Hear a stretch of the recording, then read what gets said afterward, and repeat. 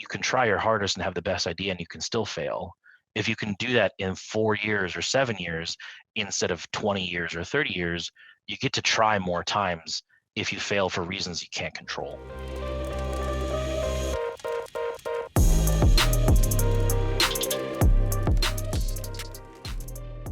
And so the time value of money was something that I understood from a spreadsheet, but just didn't understand personally. And I absolutely understand it right now. So, wow.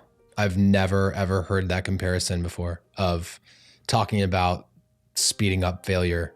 And wow, that really hit, man. That's a really great point, because how many times do you see successful, even moderately successful business owners that are 17, 18 years in, that you probably ask this question a lot, like, what if you would have just taken capital at age 4? Sure. Yeah, exactly. Yeah. Yeah. And how far in were you? How far in were you when you took it? Oh man, 4 years in. 4 years in. We tried 4 years to bootstrap it, and we made some progress. And looking at it, it's kind of cute, actually. I think we learned a ton, right? We built fully custom ERP systems for people. We built modules for people. We just did whatever we could. We integrated different systems for people. I think that experience has made it into the fabric of who we are as a company. It's taught us a lot of things that, had we not known, we could have deployed venture capital and failed because we didn't learn those lessons. So I don't want to undercut how valuable those experiences were, but they ultimately, I think, if I were to go back in time and erase all my knowledge except for one piece of advice, I would have told myself, do this for a year, try it out, really believe you're going to switch to a product company, and just take venture capital and scale it and try to build it that way, instead of hanging on to it for as long as I did.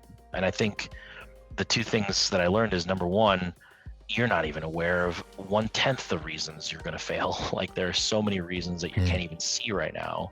You look at the people that have had 30-year, 40-year journeys of extreme success, and you think they were going to make it all along.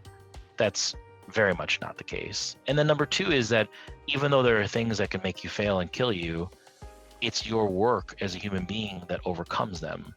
And I think that's something that I don't know that I could even explain it to myself at 22, this concept that you are there to work on preventing that failure over and over and over again.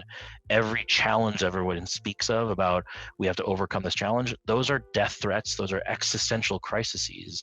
And if you want to build and scale a company, you have to be tolerant of consistently and constantly facing those threats. And I think when I was younger, I thought that the name of the business game was to avoid those threats. And so I wouldn't think about them, or I would try to make business decisions to make it safer. And you can still build a business like that, but you just can't scale at a high speed if you're not tolerant of dealing with existential threats.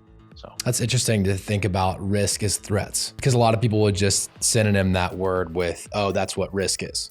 But you make it a little bit more personal and saying, no, that's actually a death threat.